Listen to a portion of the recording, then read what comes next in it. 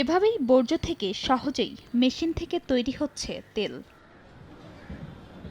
শহরের বিভিন্ন বাসাবাড়ির আবর্জনা বর্জ্যের মধ্যে থাকা ব্যবহৃত পাতলা পলিথিন ও প্লাস্টিক সামগ্রী প্রক্রিয়াজাত করে পাইরোলাইসিস তেল ও কার্বন তৈরি করা হচ্ছে। গত 15 দিনে পরীক্ষামূলকভাবে 1200 লিটার জ্বালানি তেল উৎপাদন হয়েছে। ডেনমার্ক সরকারের অর্থায়নে এ প্ল্যান্ট গড়ে তোলা হয়েছে। প্ল্যান্টটি বাস্তবায়নে সম্মিলিতভাবে কাজ করছে ফরিদপুর পৌরসভা, প্র্যাকটিক্যাল অ্যাকশন, বেসরকারি company reverse cycle, society development committee SDC ও DANIDA market development partnership. Polythene পরিষ্কার করে প্রথমে কাটিং মেশিন দিয়ে কেটে তারপর ভিজিয়ে ড্রাই করে নিয়ে তেল তৈরির মেশিনে দিতে হয়। কয়েক ঘন্টা পর মেশিন থেকে তেল বের হওয়া শুরু হয়। পুরো প্রক্রিয়ার এই প্রযুক্তি পাইরোলাইসিস।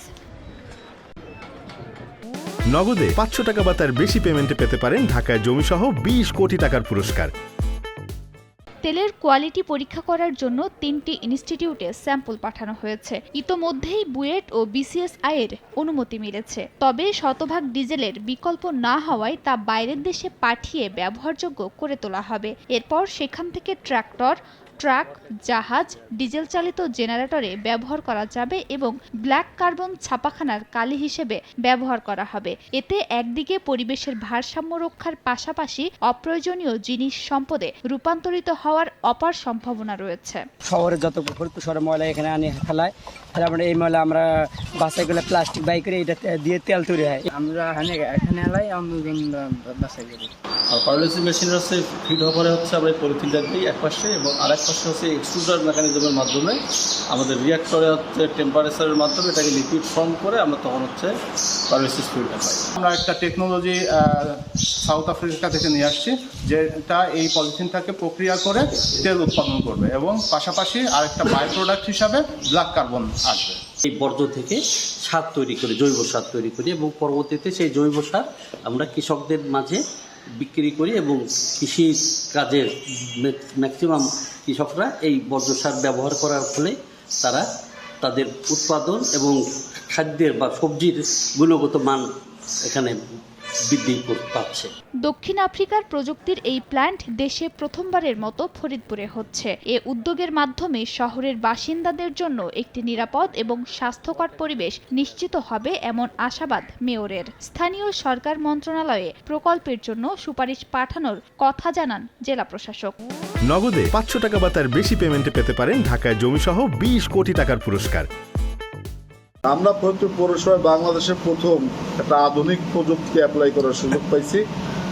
বাংলাদেশে একটা জায়গা আছে, 2 জায়গা আছে যেগুলো আধুনিক প্রযুক্তি না, কিন্তু আমরা কালকে ডেনমার্ক সরকারের সহায়তায় এবং প্র্যাকটিক্যাল অ্যাকশনের মাধ্যমে আমরা কালকে একটা প্রযুক্তি বা একটা কারখানার মতো স্থাপন করছি। এটা পরিচালনা করবে প্র্যাকটিক্যাল অ্যাকশন। আমাদের পৌরসভার এখানে কোনো অর্থনৈতিক বেনিফিট নাই। আমরা উপরন্ত যে জায়গা দিচ্ছি, অনেক দামি জায়গা দিচ্ছি, কিন্তু ফরিদপুর পৌরসভাকে পলিথিন মুক্ত রাখার জন্য একটা পদক্ষেপ। কালকের থেকে আমাদের ওখানে প্রোডাকশন শুরু হয়েছে, পলিথিনের মাধ্যমে তেল উৎপাদন হচ্ছে এবং একটা কার্বন উৎপাদন হচ্ছে, যা এই কম্পিউটারের হার্ড ডিস্ক সব বিভিন্ন জায়গায় ব্যবহার হবে। পৌরসভা একটি গুরুত্বপূর্ণ প্রজেক্ট বাস্তবায়ন করছে। অব্যবহৃত ব্যবহৃত প্লাস্টিক এবং পলিথিন থেকে তারা রিসাইকেল করে জ্বালানি তেল উৎপাদন করছে। এই উদ্যোগটি অত্যন্ত চমৎকার।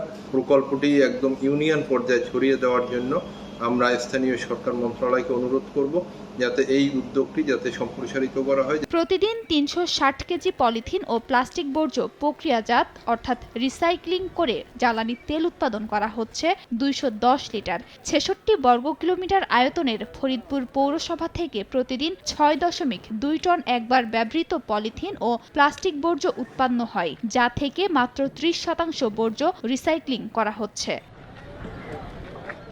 সময় সংবাদ, ফরিদপুর।